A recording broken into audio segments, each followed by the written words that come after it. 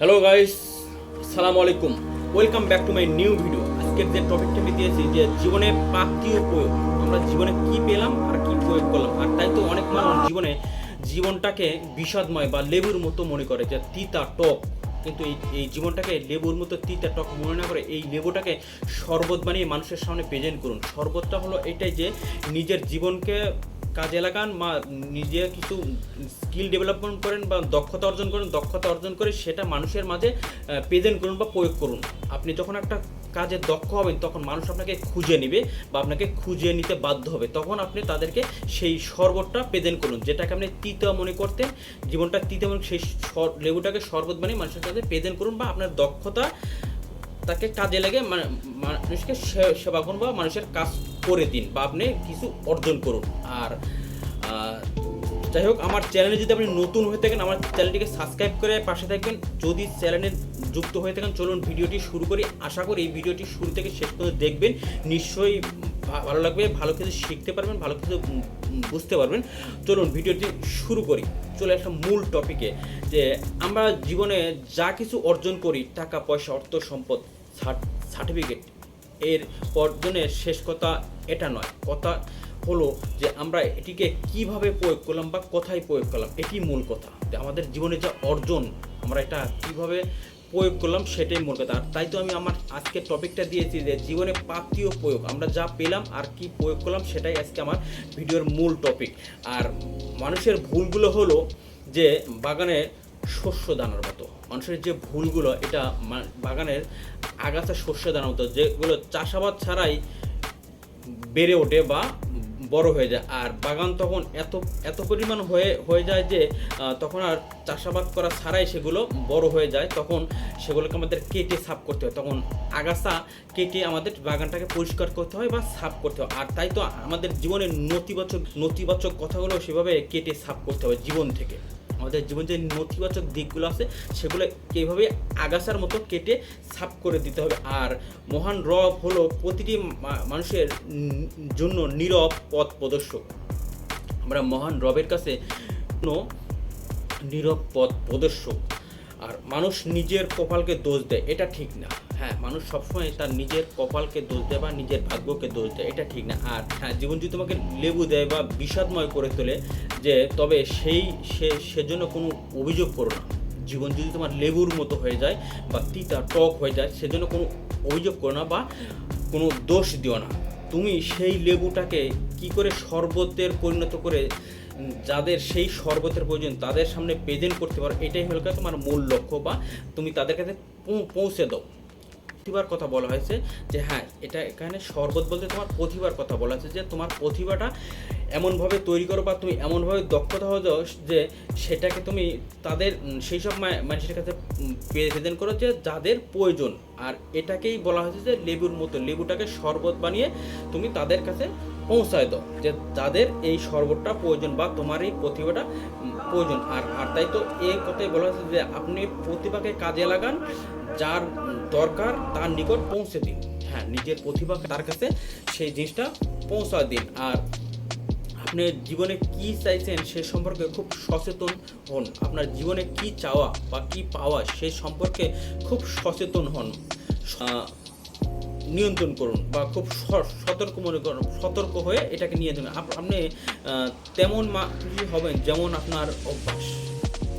কথায় বলে যে আপনি তেমন মানুষই হয়ে উঠবেন যেমন আপনার অভ্যাস আপনাকে পুরো চালিত করে, যে আপনার অভ্যাস আপনাকে পুরো চালিত করে।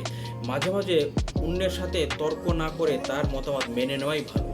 মাঝে মাঝে আমরা মানুষের সাথে তর্কে জড়ে যাই বা বিনা কারণে তর্কে জড়ে যায়, বা তাই তো বলা আছে যে মাঝে মাঝে তর্কে না জড়িয়ে তার মতামতের সাথেই সহমত হওয়াই ভালো। এতে নিজের ভালো বা নিজের ভালোর জন্যই এটা করতে হয়, যে মানুষের সাথে তর্কে না বলা আছে যে তর্কে করলে বহুদূর যায়। তাই তো তর্কে না করে তার সাথে সহমত হয় ভালো, এটা নিজের জন্য। জীবনে আপনি কতটা সফল বা ব্যর্থ হবেন তার সূচনা আর সমাপ্তি একটা জায়গা থেকেই আসে। আপনার জীবনে আপনি কতটা সফল এবং কতটা ব্যর্থ হবেন এর সূচনা একটা জায়গা থেকে আসে, আর সেটা হলো আপনার মন। আপনার মন থেকেই আসে যে আপনি কতটা সফল এবং কতটা ব্যর্থ হবেন। এই একটা জায়গা থেকেই সূচনা শুরু হয় যে আপনার জীবনে কতটা ব্যর্থ হবেন। আর আপনার সামনে থাকা ভয়ের দরজা চিরতরে বন্ধ করে দিন। আমরা যে কোনো কাজে বা যুক্ত হওয়ার সামনে যে একটা ভয় কাজ করে, আমাদের একটা ভয় হয়, প্রথমেই একটা ভয় হয়, সেই দরজাকে আপনি চিরতরে বন্ধ করে দিন। দেখবেন আপনার সামনে বা অঝোর ধারায় সাফল্যর এসে ধরা দিচ্ছে, কিন্তু তার আগে আপনাকে ওই ভয়ের দরজাটা বন্ধ করে দিতে হবে। তখন দেখবেন যে আপনার সামনে একাধারে সাফল্য এসে ধরা দিচ্ছে। আর তাই তো ভয়ের দরজাটা আপনাকে বন্ধ করে দিতে হবে এবং নিজের কাজে মনোযোগ সহকারে নিজের কাজটি করতে হবে। এই ভয়ের দরজাটাকে বন্ধ করে দিন, তখন দেখবেন যে আপনি অবাধরে সাফল্যের দিকে এগিয়ে যাচ্ছেন বা আপনি তখন নির্ভয়ে যে কোনো কাজ করতে পারবেন। আর লক্ষ্যহীন মানুষ হলো একটি নোঙর ছাড়া জাহাজের মতো বা রাডার ছাড়া জাহাজের মতো। কোন তীরে যাবে, কোথায় যাবে, এটার কোনো দিক ঠিকানা নাই বা কোনো ঠিকানা নাই। আর তাই তো নিজের একটা লক্ষ্য সেট করা দরকার। আপনি কি হন বা কি হবেন, এর একটা লক্ষ্য সেট করা দরকার। আমাদের প্রতিটা মানুষের মধ্যে যে বেশি দরকার, আর তা হলো যে নিজের মধ্যে একটা লক্ষ্য থাকা দরকার, যে আমাদের একটা লক্ষ্য থাকা দরকার। আর নিজের ভিতর যে খারাপ দিকগুলো আমাদের আছে সেগুলোকে পরিহার করা উচিত। তাই তো আমি শুরুতে বলেছিলাম যে নিজের জীবনকে বিষাদময় না করে লেবুর মতো করুন এবং লেবুর শরবত বানিয়ে তাদেরকে প্রেজেন্ট করুন যাদের ওইটা দরকার। অর্থাৎ আপনার এই জীবনটাকে কাজে লাগান বা লাইফে প্রতিভা অর্জন করার পরে সেই প্রতিভা দিয়ে লিপ্ত হন বা আপনার নিজের কাজে লিপ্ত হন। আপনার যা খুশি, যা পেশায় বা যে পেশায় আপনি থাকতে চান সেই পেশাতে লাগান। তবে সবার আগে আপনাকে ওই ভয়ের দরজাটা বন্ধ করে দিতে হবে। দিক থাকাটা সেগুলো দেখেও ক্লিয়ার করতে হবে। আপনার উচ্চারিত প্রতিটা শব্দ আপনাকে একজন বা সামনের জনের সামনে আপনি কেমন তা প্রমাণ করে দেয়। আপনার প্রতিটা শব্দ উচ্চারণে আপনাকে প্রমাণ করে যে আপনার সামনে যে লোকটা আছে তার সামনে প্রমাণ করে যে আপনি কেমন, আপনার উচ্চারণীটা প্রমাণ করে দেয়। আর তাই তো একটা কথা নিজের সাথে বলা বন্ধ করুন, যে সেটা হলো যে আমাকে দিয়ে হবে না বা আমাকে দিয়ে কিচ্ছু হবে না, এটা বলা বন্ধ করুন।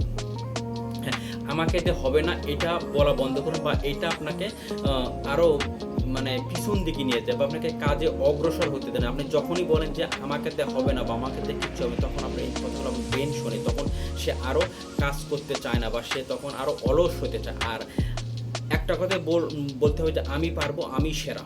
এটা নিজের সাথে বলুন যে আমি পারবো, আমি সেরা। আমাকে দিয়ে হবে না বা হচ্ছে না এটা বলা বন্ধ করুন। আমি পারবো না এটা বলা বন্ধ করুন। এসব বাক্য বলা থেকে নিজেকে বিরত রাখুন, যে আমি পারবো না বা আমার দ্বারা হবে না, এসব বাক্য বা বলা থেকে বিরত থাকুন। জীবনে কজন মানুষ আপনি দেখবেন যে শুনেছে যে তারা পরিবর্তনের সম্ভব বা বিশ্বাসী? আপনি জীবনে কজন মানুষ দেখেছেন যে তারা বিশ্বাস করে যে পরিবর্তনে করা সম্ভব বা পরিবর্তন হওয়া যায়? হয়তো বা হাতে গোনা খুব কম সংখ্যক মানুষই আছে যে তারা বিশ্বাস করে যে হ্যাঁ, নিজের মাঝে পরিবর্তন আনা যায় বা পরিবর্তন হচ্ছে। তাদের জীবনে অনেক লক্ষ্য থাকে এবং বড় মনে সেই লক্ষ্যকে জয় করে তাদের কাজকে এগিয়ে নিতে পারে। আচ্ছা, তো বলেছে বড় মনে মানুষ যারা, তারা জীবনে অনেক বড় লক্ষ্য থাকে এবং তারা সেই ভয়কে জয় করে কাজে লাগাতে পারে আর কি। আর তাই তো আমি এটাই আমার আজকের টপিকটা দিয়েছি যে জীবনে প্রাপ্তি ও প্রয়োগ, আমরা জীবনে কি পেলাম আর কি প্রয়োগ করলাম, সেটাই আমি আমার আজকে ভিডিও দিয়েছি। এবং আমার ভিডিওর যে মূল বিষয় যেটা ছিল সেটা হলো জীবনটাকে বিষাদময় তিতা টক না ভেবে এই লেবুটাকে শরবত আকার বানিয়ে যাদের দরকার তাদের কাছে প্রেজেন্ট করুন। যাই হোক, আমি আমার ভিডিওটিকে আর লম্বা করবো না। আমার ভিডিও এবং ভিডিওর কথা যদি আপনাদেরকে ভালো লাগে, আমার ভিডিওতে লাইক করে দেবেন, কমেন্ট করে দেবেন এবং পাশাপাশি আমার চ্যানেলটি সাবস্ক্রাইব করে দেবেন, পাশে থাকবেন। ধন্যবাদ। দেখা হবে পরের ভিডিওতে নতুন কোনো টপিক নিয়ে, নতুন কোনো বিষয়ে, ভিন্ন কোনো বিষয় দেখা হবে। ততক্ষণ ভালো থাকবেন, সুস্থ থাকবেন, নিজের খেয়াল রাখবেন।